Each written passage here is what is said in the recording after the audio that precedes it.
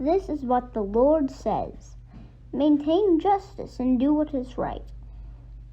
For my salvation is close at hand, and my righteousness will soon be revealed. Blessed is the one who does this, the person who holds it fast, who keeps the Sabbath without desecrating it, and keeps their hands from doing any evil. Let no foreigner who is bound to the Lord say, the Lord will surely exclude me from his people. Let no eunuch complain, I am only a dry tree, for this is what the Lord says. To the eunuchs who keep my Sabbath and choose what pleases me, and hold fast to my covenant, to them I will give within my temple and its walls a memorial and a name, better than sons and daughters. I will give them an everlasting name that will endure forever. And foreigners who bind themselves to the Lord and minister to him, to love the name of the Lord and be his servants, all who keep the Sabbath without desecrating and hold fast to my covenant.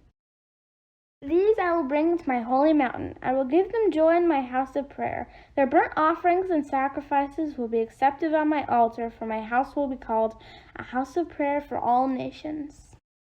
The sovereign Lord declares, he who gathers the exiles of Israel, I will gather still others to them, besides those already gathered.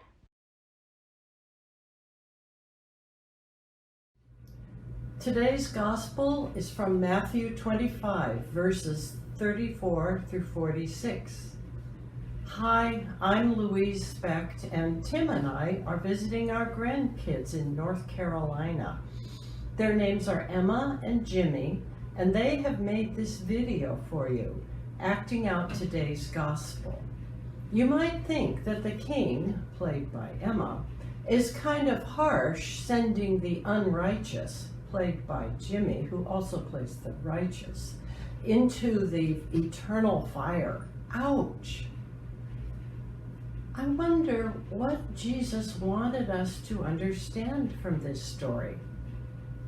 What does loving Jesus have to do with loving other people? Can you love Jesus and not find something of him in others? Our story begins with the king calling the righteous to be judged. The king will say to those on his right, come, you who are blessed by my Father, and take your inheritance that the kingdom has prepared for you since the beginning of creation. For I was hungry, and you gave me something to eat. I was thirsty, and you gave me something to drink. I was a stranger, and you invited me in. I needed clothes, and you clothed me. I was sick, and you looked after me. I was in prison, and you came to visit me. Lord, when did we see you hungry and feed you, or thirsty and give you something to drink? When did we see you a stranger and invite you in, or needing clothes and clothe you? When did we see you sick or in prison and visit you?